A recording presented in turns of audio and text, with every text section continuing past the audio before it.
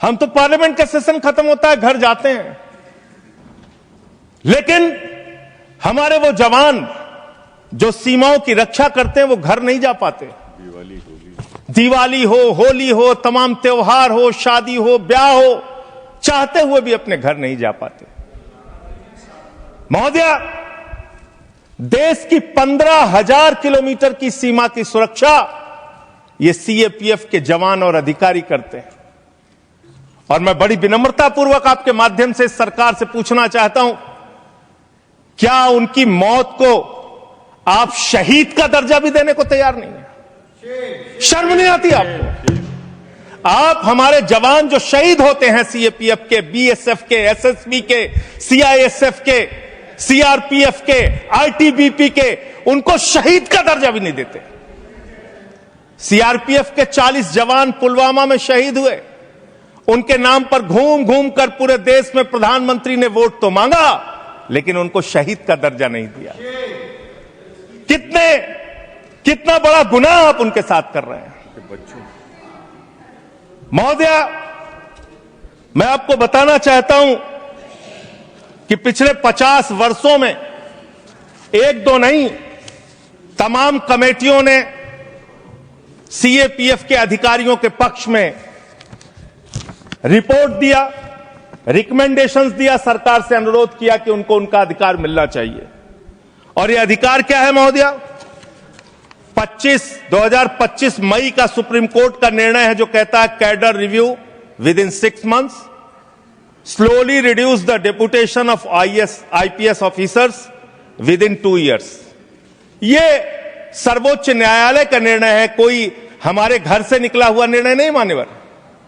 और यह सर्वोच्च न्यायालय का निर्णय महोदया, ये लोग बदल रहे हैं, ये पूरा देश आज देख रहा है इनको। इसके पीछे कारण क्या है? वो कहते हैं कि पे लेवल 10 पे गजेटेड ऑफिसर्स के रूप में आईपीएस भी भरते हैं, यूपीएससी का एग्जाम पास करते हैं, और जो सीएपीएफ के अधिकारी हैं वो भी पास करते हैं। इसके आधार पर यह निर्णय आया। और 6 जो अलग अलग कमेटियों की रिपोर्ट आई, 1970 में एलपी सिंह जो सेक्रेटरी एमएचए थे, उन्होंने कहा finding avenues of promotion for officers of the IPS can not be the overriding objective. It would be very harmful to the morale of the force if in or anxiety to put IPS officers as commandants we were to deny promotion to experienced officers who have worked hard and proved themselves. फिर दूसरी report आई 66 से 77 में KF Rustam जी की first director general BSF. तीसरी report आई V G कानेतकर की 1966 में। फिर चौथी रिपोर्ट आई 2008 में आईएमएम अहमदाबाद की। फिर 5वीं रिपोर्ट आई 2015 में 7th पे कमीशन की।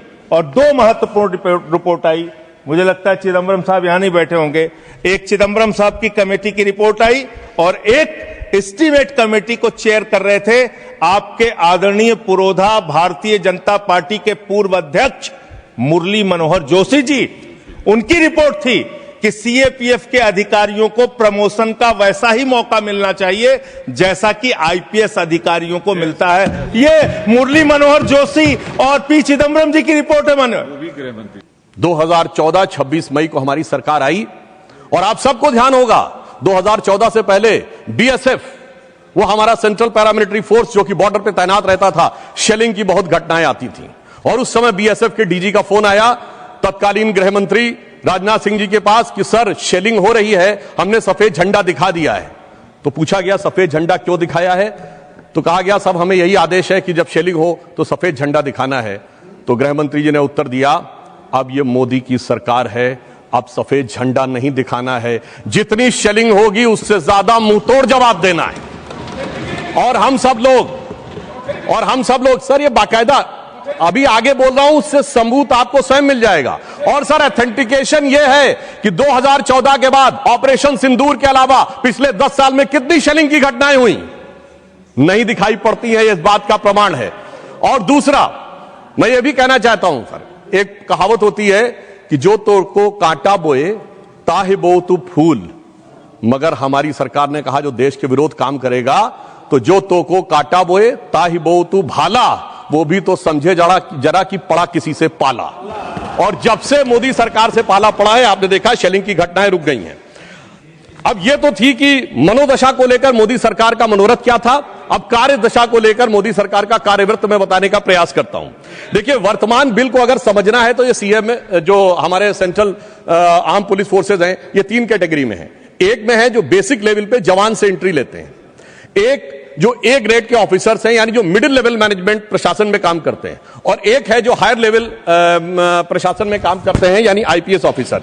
अगर देखा जाए तो इन सारे गजेटेड ऑफिसर्स के बीच में एडमिनिस्ट्रेटिव ऑपरेशनल रेगुलेशन करने के लिए बिल लाया गया है। और जो हमारे विपक्षी सांसदों ने विषय उठाया है, तो मैं बताना चाहता हूं कि जिनको आप जवान कहते हैं वो कांस्टेबल लेवल से आते हैं, फिर उनको एक प्रमोशन मिलता है हेड कांस्टेबल, उसके बाद वो बनते एएसआई, उसके बाद बनते हैं एसआई और इंस्पेक्टर, यानी 4 प्रमोशन वो लगभग प्राप्त करते हैं। मिडिल लेवल पे जो लोग आते हैं वो असिस्टेंट कमांडेंट लेवल पे आते हैं, वो डिप्टी कमांडेंट बनते हैं, फिर कमांडेंट बनते हैं, कहीं कहीं सीनियर कमांडेंट की पोस्ट भी है, और फिर वो डीआईजी बनते हैं। यानी इतने प्रमोशन तो उन्हें स्वतः मिलते हैं, और उसमें से आधे लोग आईजी बनने तक की व्यवस्था पाते हैं।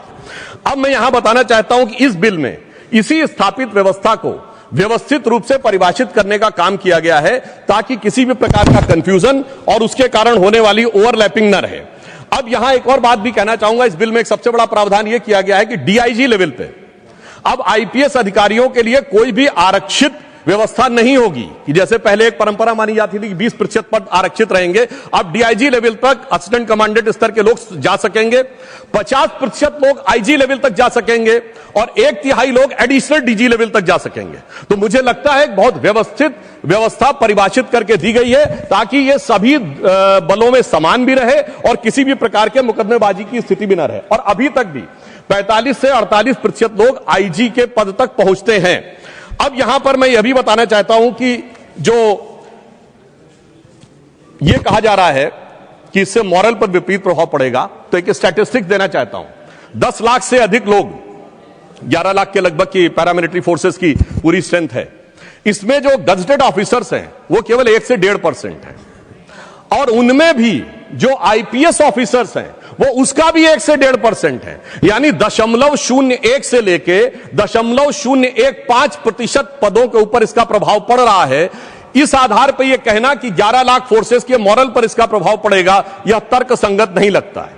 हां, यद्यपि मॉरल की बात अभी हमारे कई विपक्षी सांसदों ने उठाई, प्रोफेसर रामगोपाल जी ने कहा, संजय सिंह जी ने कहा, चौधरी साहब बोल रहे थे, तो मैं याद दिलाना चाहता हूं महोदया, जब संसद के ऊपर आक्रमण हुआ था तो जिन सेंट्रल फोर्सेस के जवानों ने अपनी जान गंवाई थी, अफजल गुरु को सर्वोच्च न्यायालय से फांसी की सजा होने के बाद 7 साल तक क्षमा याचना लंबित रखी गई थी, तब मॉरल नहीं गिर रहा था। दूसरा, और इतना ही नहीं, उस समय उन लोगों ने आक्रोश में आकर अपने मेडल वापस कर दिए थे, तब मॉरल नहीं गिर रहा था। और मैं कहना चाहता हूं, मगर सोनिया जी की आंखों में तब भी आंसू नहीं आए थे, पर बकौल सलमान खुर्शीद बटाला हाउस इनकाउंटर के आरोपियों के लिए आंखों में आंसू आए थे। यह दर्शाता है कि किस प्रकार के हमारे सुरक्षा बलों के मॉरल के ऊपर किस ढंग की राजनीति की जाती थी। परंतु हमारी सरकार तीनों स्तरों पर, जवान, मिडिल लेवल एडमिनिस्ट्रेटिव ऑफिसर और हाई लेवल एडमिनिस्ट्रेटिव ऑफिसर, तीनों की गुणवत्ता और व्यवस्था को लेकर पूरी तरीके से संवेदनशील है।